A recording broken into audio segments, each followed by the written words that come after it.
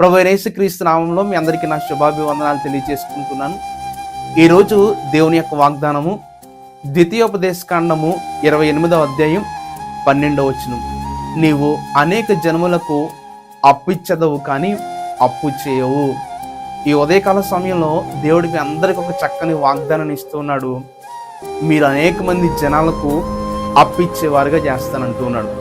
కొన్ని సందర్భాల్లో చాలామంది వ్యక్తులు అప్పులు తీసుకుని ఆ తీసుకున్నటువంటి అప్పులకు వడ్డీలు కట్టలేక చాలా ఇబ్బందికరమైన పరిస్థితులు అనుభవిస్తూ ఉంటారు. ఒకవేళ అటువంటి పరిస్థితుల్లో ఉండి మీరు ఈ మాటలు వింటున్నట్లయితే దేవుడు మీతోనే స్పష్టంగా మాట్లాడుతున్నాడు.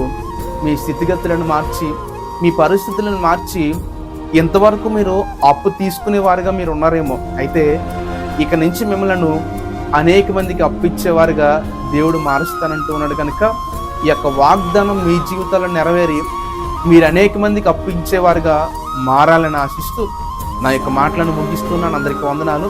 God bless you.